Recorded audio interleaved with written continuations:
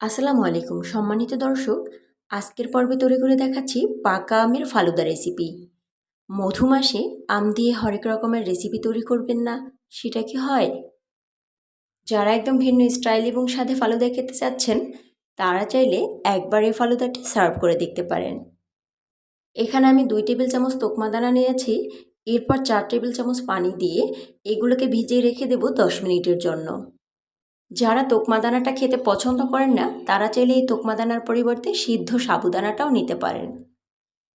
আমি একটা গ্লাসে ফালুদাটা ডেকোরেশন করে নিচ্ছি।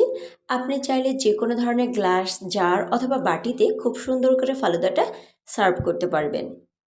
ফার্স্টে আমি 1.5 টেবিল চামচ দিয়েছি রুহ আফজা।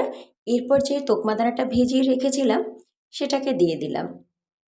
এখানে আমি সিদ্ধ নুডলস নিয়েছি। কালারটা একটু সুন্দর আনার জন্য সিদ্ধ করার সময় 1 ফোঁটা গ্রিন ফুড কালার দিয়েছিলাম।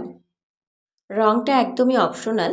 আমি কিন্তু শুধুমাত্র সুন্দর দেখানোর জন্য রঙটা ব্যবহার করেছি। একটা পাকা আমকে এভাবে কিউব করে কেটে নিয়েছি। এরপর দিয়ে দিচ্ছি পাকা আমের কিউব। ভিডিওর ফার্স্টে যেহেতু বলেছিলাম পাকা আমের ফালুদা, তাই আমের পরিমাণটা একটু বেশি দিচ্ছি। এখন দিয়ে দিচ্ছি 2 টেবিল চামচের মতন চকলেট আইসক্রিম। এরপর দিয়ে দেব ভ্যানিলা আইসক্রিম। এই ফালুদায় আইসক্রিম দেওয়ার কারণে কিন্তু ফালুদার টেস্টটা অনেক গুণে বেড়ে যায়, তাই এখানে আইসক্রিমটা দেওয়ার চেষ্টা করবেন।